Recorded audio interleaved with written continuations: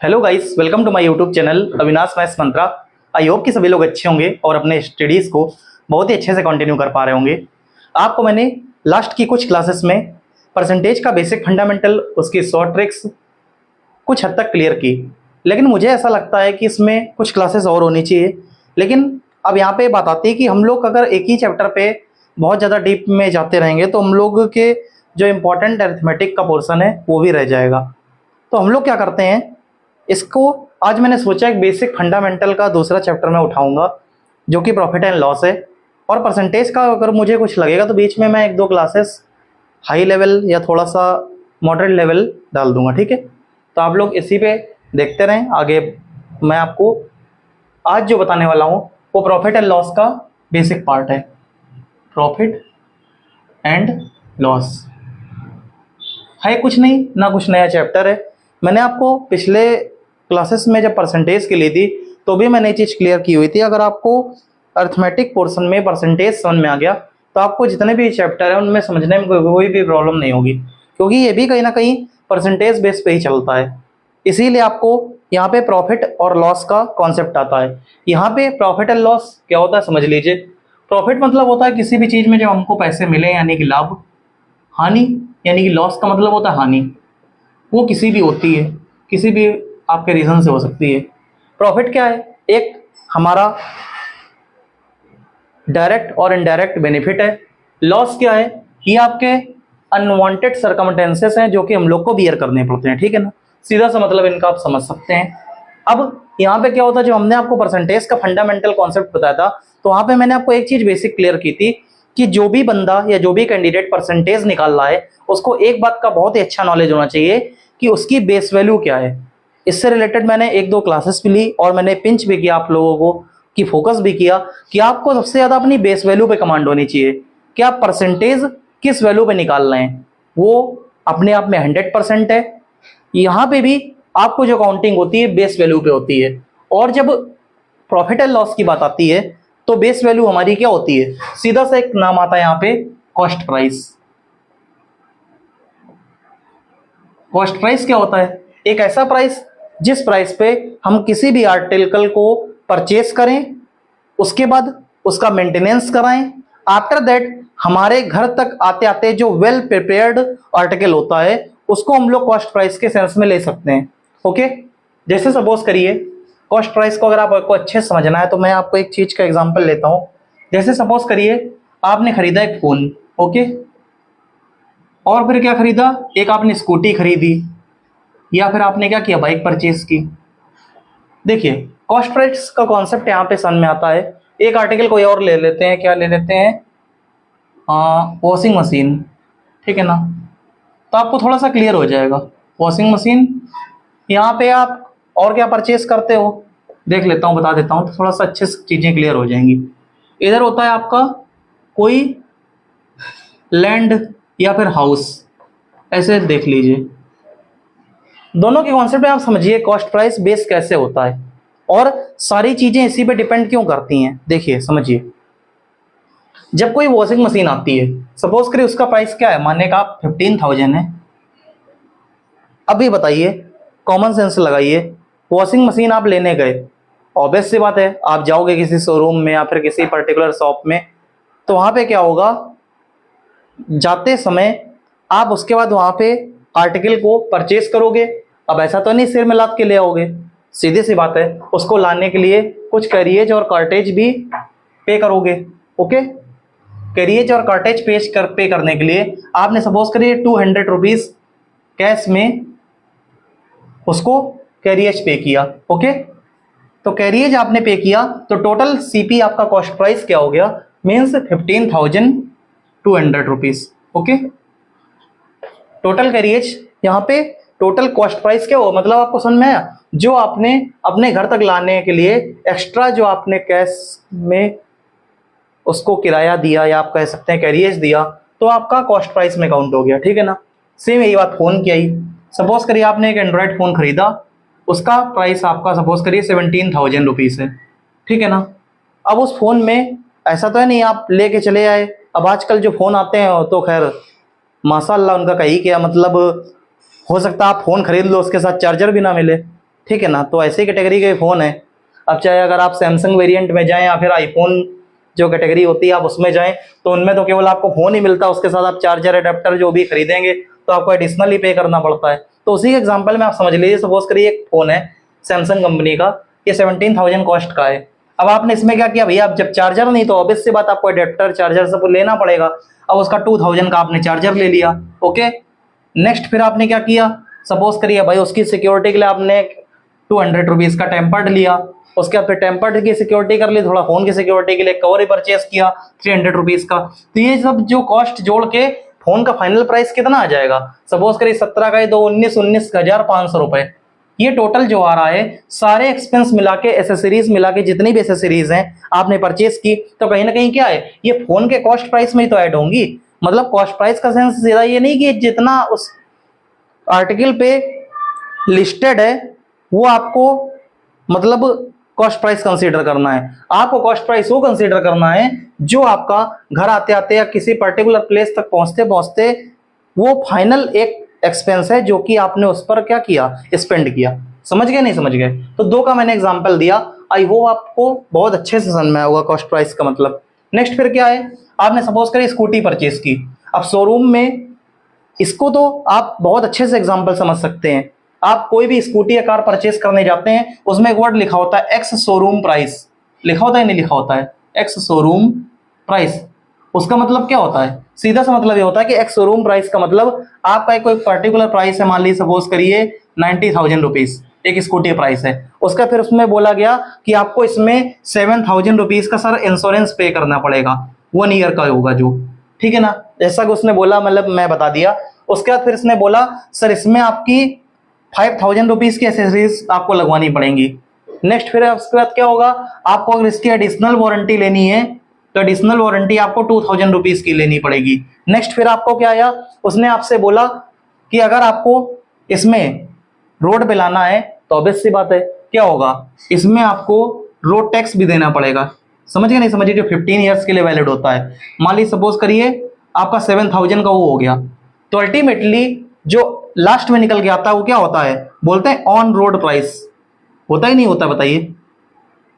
वो अलग अलग सिटीज के अकॉर्डिंग अलग अलग वेरी करता रहता है। लेकिन यहाँ पे मेरा बताने का मतलब क्या है कि सीधा सा आपके घर आने के बाद सपोज करिए स्कूटी पड़ी 1,10,350 की, तो आप तो सीपी आपके लिए तो यही होगा ना। आप थोड़ा ना बताने लगोगे कि शोरूम प्राइस को आप कॉस्ट प्राइस कंसीडर करने लगो। तो मेरा जो मतलब ये बताने का कि सीपी किस किस तरह से होता है, आप सारे जितने भी आपने कॉस्ट इसमें स्पेंड किया मनी पूरा आपको एडिशन करके, क्योंकि कहीं कहीं पे क्या होता है ना, क्वेश्चन देता है वहां पे बच्चे जो होते हैं जैसे 6-7 क्लास के कंफ्यूज जाते हैं, समझ नहीं पाते हैं। उसने बोलता है कि एक बंदा था, उसने एक मोटर बाइक को 17,000 में खरीदा। आफ्टर दैट उसने 5,000 रुपीज की एसेसरीज लगवाई। देन आफ्टर दैट बोलता है कि आपसे उसने 2,000 रुपीज का एडिशनल इंश्योरेंस लिया।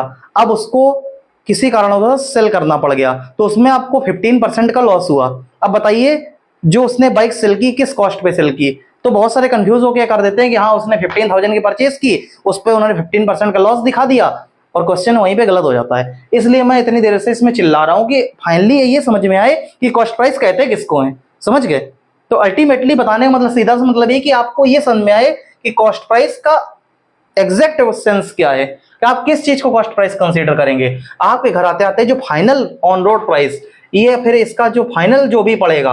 अब जैसे हाउस की बात करें, मान ली सपोज करिए आपने 2 लाख रुपए का कोई हाउस लिया छोटा सा, उसके बाद उसमें क्या किया, उसकी रजिस्ट्री कराई, ठीक है ना।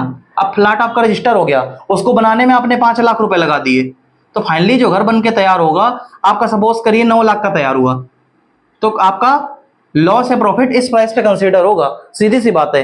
तो अगर आपको यहाँ पे सीपी समझ में आ गया है तो अब हम यहाँ पे आगे बात करेंगे, ठीक है। तो सीपी को समझना बहुत जरूरी है। यही आपका प्रॉफिट एंड लॉस के क्वेश्चन में यही आपका बेस होता है। कुछ भी आप कंसीडर करेंगे, कुछ भी आप कैलकुलेट करेंगे, हमेशा सीपी पे ही कंसीडर होगा। जब तक सीपी नहीं होगा तब तक आप प्रॉफिट एंड लॉस के केस में ये नहीं डिसाइड कर सकते हैं कि क्वेश्चन में आपको किसी भी आर्टिकल पे प्रॉफिट हुआ है कि लॉस हुआ है। अगर आप नाइदर प्रॉफिट नॉर लॉस की भी कंसीडर सिचुएशन को कंसीडर करेंगे तो वहां पे भी आपको सीपी का होना बहुत ही मस्ट है, इंपॉर्टेंट है। कहीं ना कहीं आपको हाईलाइट होना चाहिए कि एग्जैक्ट सीपी है क्या। ओके, और जब सीपी होता है तो इन सब चीजों की समझ आपको आ जाती है। तो आई होप आपको सीपी क्या होता है, कॉस्ट प्राइस क्या होता है, किसी भी आर्टिकल के लिए कहां तक ये कॉस्ट प्राइस कैसे सेंस रखता है, ये समझ में आ गया होगा। अब हम लोग आगे इस पे काम करते हैं, एग्जैक्ट इस पे करना क्या होता है। तो कॉस्ट प्राइस आई थिंक आपको क्लियर है। आइए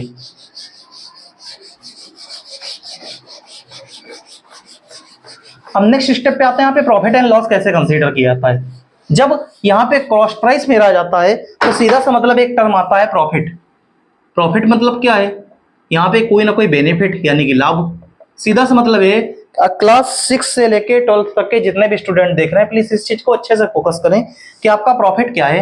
अगर आपने जो कॉस्ट प्राइस है, कोई आर्टिकल कॉस्ट प्राइस मतलब जो मैंने इतना लंबा अभी तक बताया पूरा आपका कॉस्ट प्राइस में कंसीडर होगा, और उसमें से आप क्या करो, कॉस्ट प्राइस में अगर आपने प्रॉफिट क्या होगा,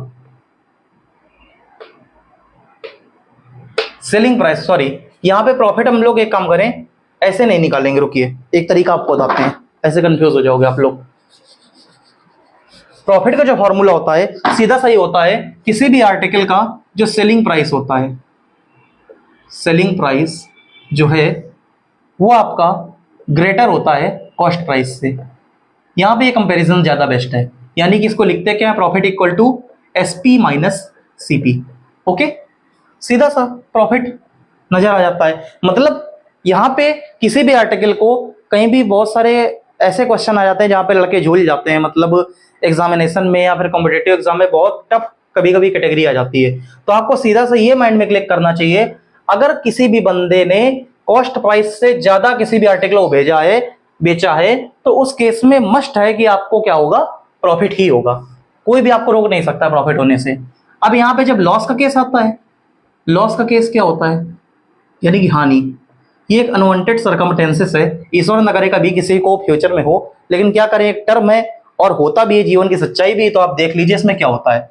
यहां पे क्या होता है, जो आपका सेलिंग प्राइस है ये ऑलवेज लेस होता है किसी भी सर्कमस्टेंसेस की वजह से कॉस्ट प्राइस से। ओके, यानी सीधा सा मतलब ये है कि आपको क्या करना पड़ता है, अपने सीपी में सेलिंग प्राइस को माइनस करना पड़ता है, ठीक है ना, क्योंकि हमेशा सीपी उस केस में ज्यादा होता है, तो इस केस में आपको लॉस होता है। ओके, और लेकिन दोनों का टर्म क्या है, टर्म बेस आपका सीपी ही है। जब भी कभी भी ये बात आती है कि आप प्रॉफिट परसेंटेज निकालिए कितने का प्रॉफिट हुआ, तो हमेशा एक ही टर्म लिखा जाता है कि जितने रुपए का प्रॉफिट हुआ उसको ऊपर रखिए, और किस पे होगा, हमेशा कॉस्ट प्राइस पे होगा इनटू 100।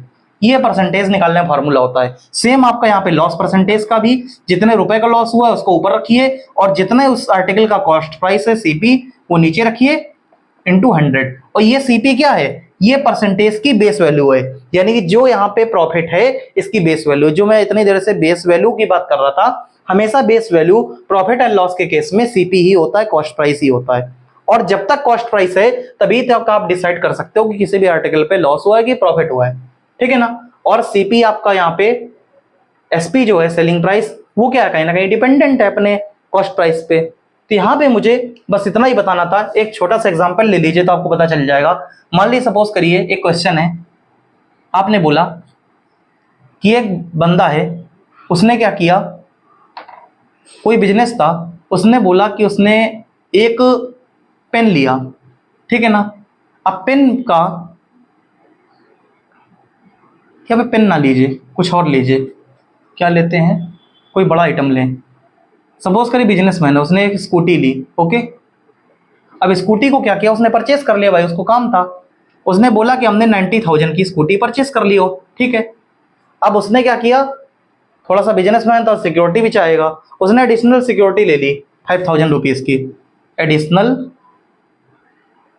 सिक्योरिटी या एडिशनल इंश्योरेंस बोल दीजिए 5,000 रुपीज का। फिर उसको मार्केट में एक अच्छा सा हॉर्न पसंद आ गया, वैसे हॉर्न ना लिख के इसको लिख दें एडिशनल एसेसरीज, ज़्यादा बेस्ट रहेगा, क्योंकि आप कुछ लोग बोलने लगेंगे सर लाइट भी तो पसंद आ सकती है ना, तो एडिशनल एसेसरीज में सब कुछ आ जाएगा, ठीक है ना।